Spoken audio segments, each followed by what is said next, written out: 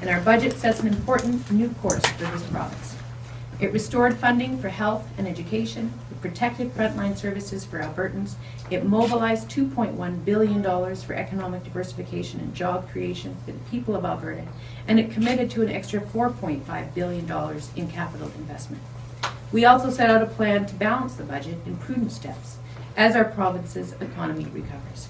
We won't make abrupt moves that just make things worse. We will move to balance as soon as we reasonably can. We also announced our climate leadership plan. That plan is a robust package of policies and commitments that demonstrate Alberta's determination to do its part to respond to climate change for future generations. The failure of our predecessors to act on this issue has become a dangerous economic problem for Alberta. And so I'm proud that Alberta is now a global leader on this issue. We have a Made in Alberta climate change leadership plan that works for our province. We committed to a more transparent government, and we took a big step forward by introducing and passing Bill 5, the Public Sector Compensation Transparency Act. Bill 5 will disclose the salaries of a wider variety of public sector employees, and it will allow Alberta taxpayers to see where their dollars are being spent. This is exactly what we promised we would do in the last election. We introduced Bill 6, the Enhanced Protection for Farm and Ranch Workers Act. And here, as you know, we did make some mistakes. We allowed our province's farmers and ranchers to believe that this legislation was going to impose onerous new rules on families and neighbors. Our intent with Bill 6 was to ensure that these same rights and protections were provided to wage-earning workers on Alberta's farms and ranches without changing the culture of the family farm.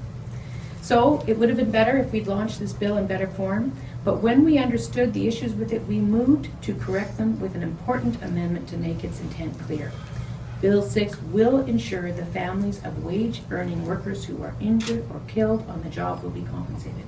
It allows people to refuse unsafe work, and it will phase in protections similar to those in other provinces after robust consultation.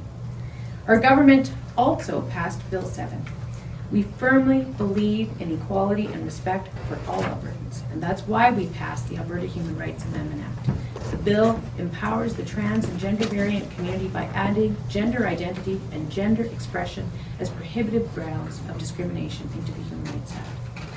We passed Bill 8, the Public Education Collective Bargaining Act. We introduced this bill, which includes a new model for future collective agreements, because we want to improve the way we negotiate on issues that are relevant to all school boards, to teachers, and most importantly, to the families and the kids who are in these schools. We listened to the concerns of school boards and amended this bill to ensure that boards will be at the table during every part of the negotiation process.